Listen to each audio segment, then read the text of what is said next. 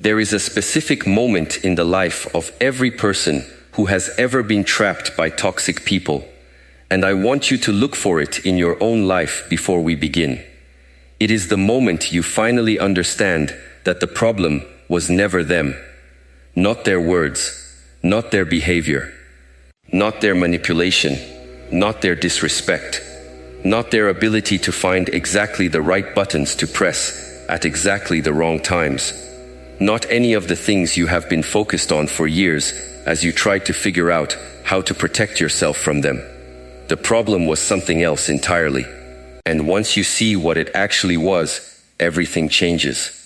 Not through some dramatic external action, not through cutting people off or announcing new boundaries or having the final confrontation you have been rehearsing in your head, through a single internal shift that once it happens, cannot be undone.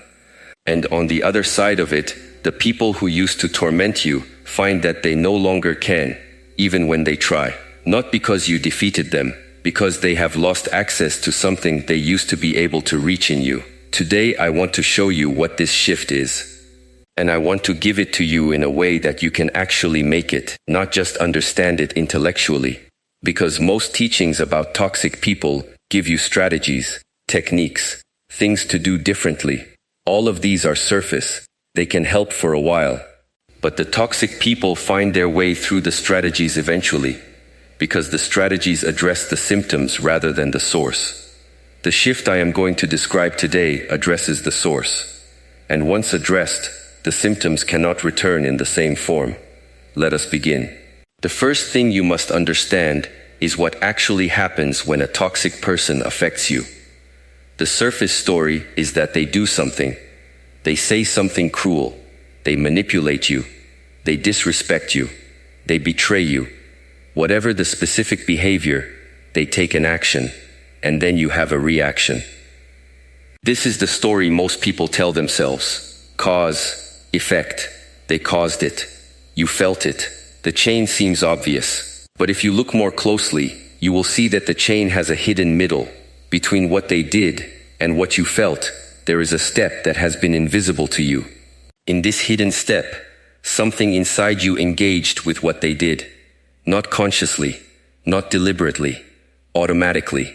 Something in you reached out and grasped what they offered. And it was the grasping, not the offering, that produced the suffering that followed. This is difficult to see clearly, and even more difficult to accept, because it suggests that you have been more involved in your own suffering than you realized. But this recognition is essential, because without it, you cannot make the shift we are working toward. Let me make this concrete. Someone insults you. Their words leave their mouth. They travel through the air. They enter your ears. So far, nothing painful has happened. It is only when your mind grasps the words, treats them as important, invests them with meaning, that they become painful. If your mind had not grasped them, they would have passed through you like any other sounds in the environment, with no lasting effect. The grasping is what turns sound into suffering. You did not choose to grasp. The grasping happened automatically. This is important to acknowledge. You are not being blamed for the grasping, but the grasping happened inside you. It was not something they did to you. It was something you did with what they offered. And this distinction is the entire foundation of the shift we are working toward. The second thing you must understand is why the grasping happens. Because it does not happen randomly. There is a specific reason your mind grasps some things and not others. When someone insults you about something you are secure in, the insult often passes without effect. Your mind does not grasp it. It falls into the ground and disappears. But when someone insults you about something you are insecure about, the same words produce enormous internal disturbance. Your mind grasps the words and holds them and turns them over and over, examining them for their truth, defending against them, becoming distressed by them. The difference is not in the words. The words are the same in both cases. The difference is in you, in what the words touch, in what internal material exists inside you that the words activate.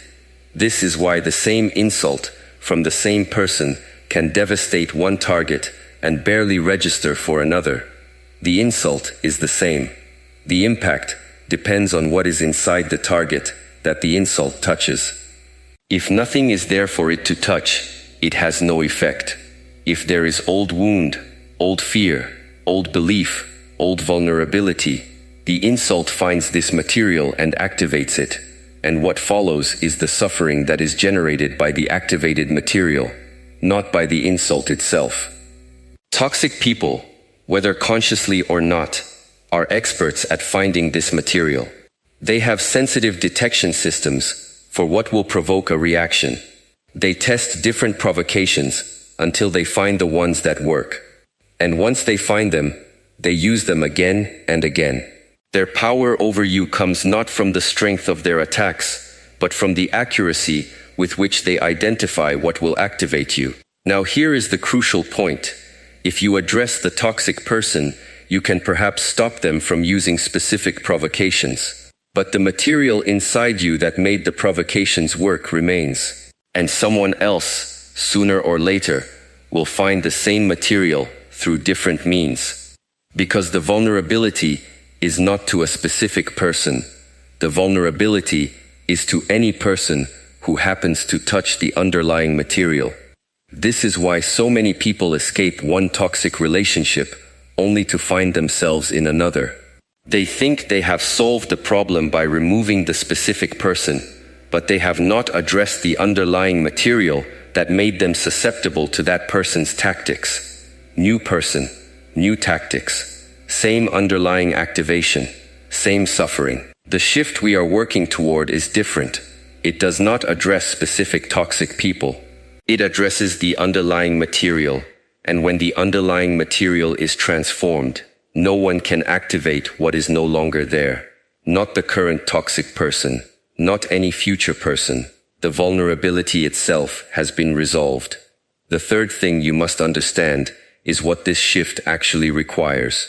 It requires you to turn your attention in the opposite direction from where you have been turning it for years. For years you have been looking at them, analyzing them, trying to understand their behavior, trying to figure out how to respond to them, trying to protect yourself from them, trying to change them or convince them or somehow force them to treat you differently. All of this attention has been going outward toward the toxic person in the belief that if you could just handle them correctly, the problem would be solved. The shift requires you to turn this attention inward. Not to blame yourself, not to conclude that everything is your fault, not to excuse what they did, but to look at what is inside you that has been getting activated, to become curious about your own material, to ask, without judgment, what in me is being touched when they do this? What old feeling is being triggered? What belief is being activated? What wound is being reopened? This turning is not natural. Every instinct pulls you outward, toward the source of the pain. But the source of the pain is not out there. The source of the activation is out there. The pain itself is generated inside, by what the activation touches. And the pain cannot be resolved by continuing to focus on the activation.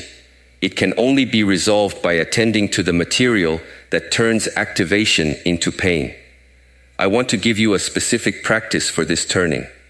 The next time a toxic person does something that generates internal disturbance in you, before you react, pause. Do not focus on them. Focus inside.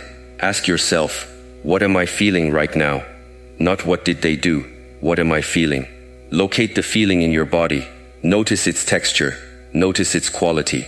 Then ask, what does this feeling remind me of? Is this familiar? Have I felt this before, in other situations, perhaps long before this person was in my life? If you sit with the question, you will often find that yes, this feeling is familiar. It has a history. It has been operating in you for a long time. This current situation is not the origin of it. This current situation is one more activation of something that has been there. This is the material you have been carrying. This is what has been making you vulnerable to toxic people. This is what needs to be attended to.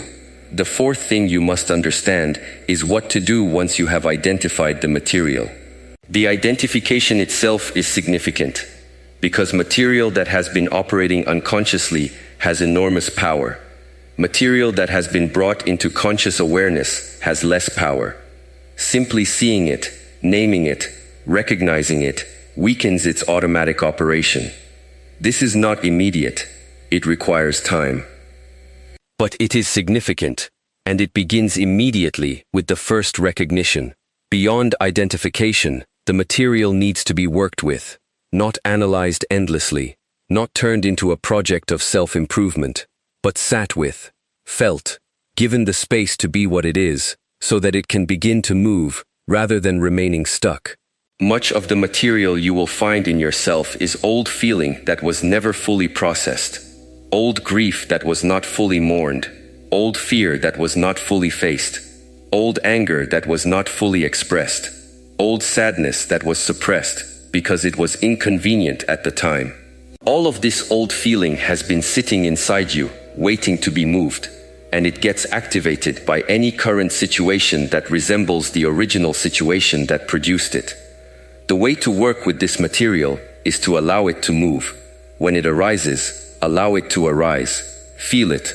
Let it move through your body. Do not analyze it. Do not judge it. Do not try to solve it. Just let it be what it is, until it moves through and settles. This is what has often been missing in your life. The material has been arising for years, and instead of allowing it to move, you have been trying to escape it, distracting yourself from it, suppressing it, reacting to whatever activated it. All of these responses keep the material stuck. They prevent it from moving through and being integrated. When you allow the material to move, something remarkable happens over time. Each piece of material that is fully felt and moved through no longer has the same power to be activated. Because it has been processed, it has completed the cycle that was interrupted at some earlier point. And so, the next time a similar situation arises, less of the old material is available to be activated, and the reaction is less intense. Over years of this practice, the underlying material progressively empties.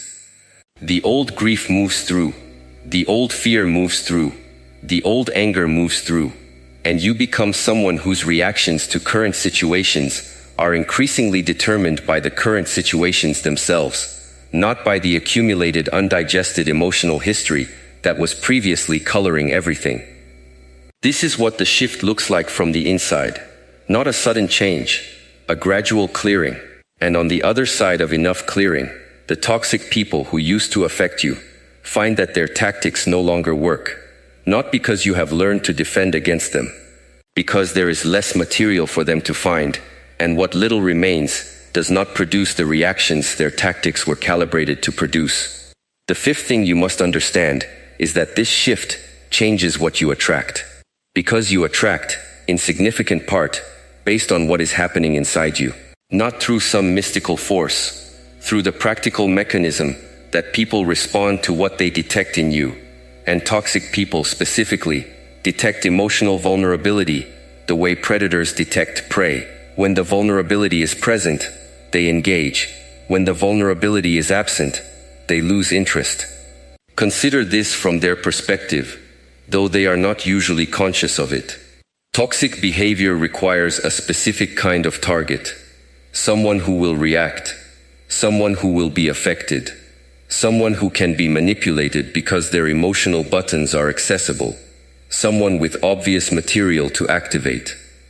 When they encounter such a target, they engage, because engaging produces the effects they are looking for, whether those effects are attention, control, drama, or the feeling of power. But when they encounter someone whose material has been substantially worked through, the same tactics do not produce the same effects. Their attempts to activate produce little or no reaction.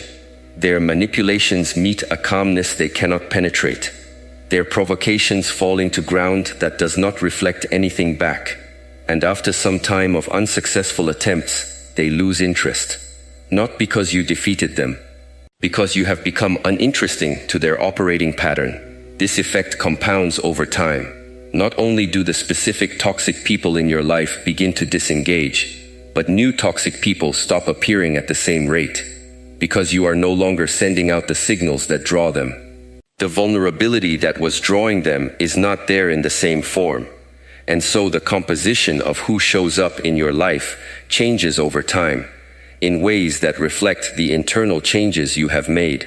For those of you who have wondered why toxic people keep appearing in your life, no matter how many you remove, this is the answer. The removal was addressing symptoms. The underlying draw was still operating.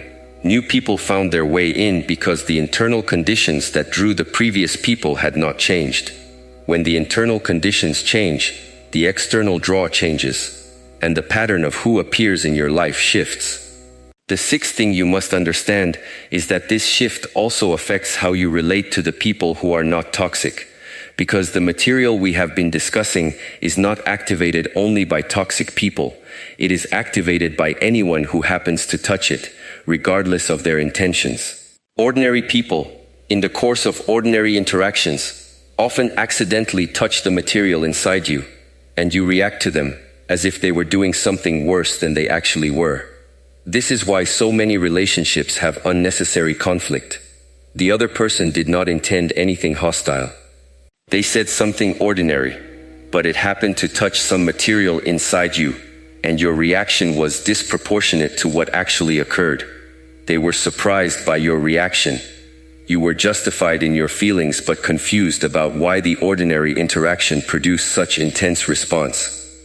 And the two of you had a conflict that was not really about the actual event, but about the historical material that got activated. When you have worked through the underlying material, these unnecessary conflicts diminish, because there is less material to be accidentally activated. The ordinary interactions that used to hurt you no longer touch the same wounds, because the wounds have been healed, and your relationships become smoother, not because the other people changed, but because you are meeting them from a different internal state. This is one of the great gifts of this work.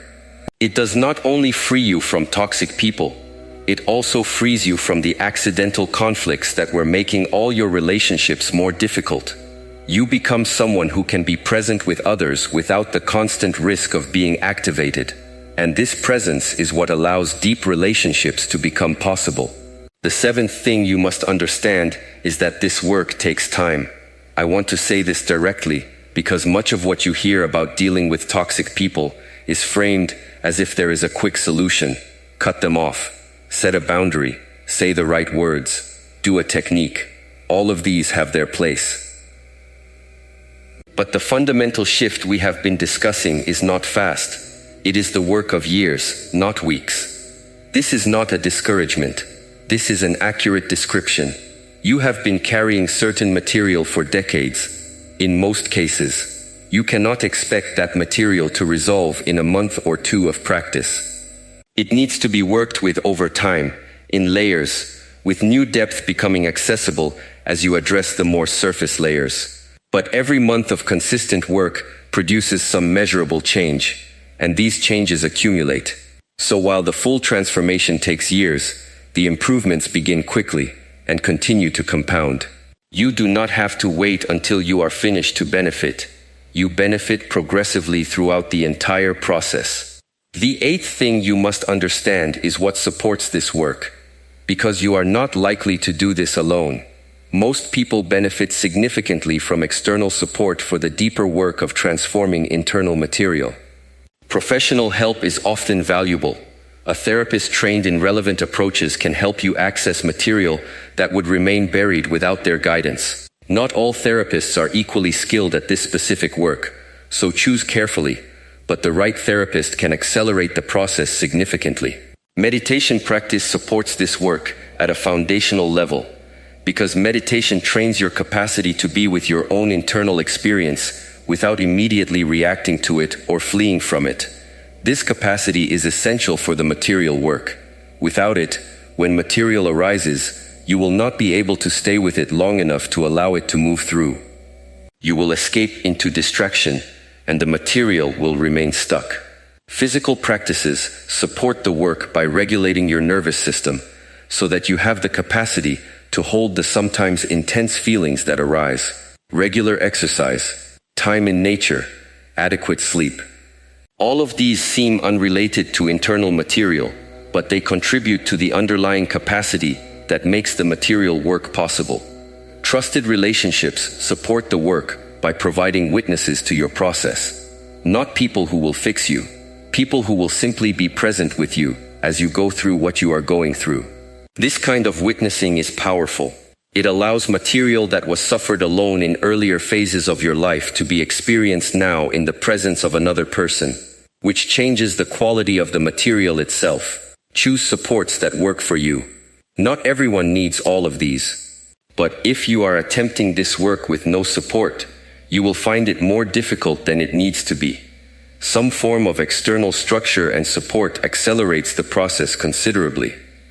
I want to speak to those of you who are wondering whether this teaching is asking you to excuse toxic behavior. It is not. The people who have treated you poorly are responsible for their behavior. Their actions are not justified by any material inside you.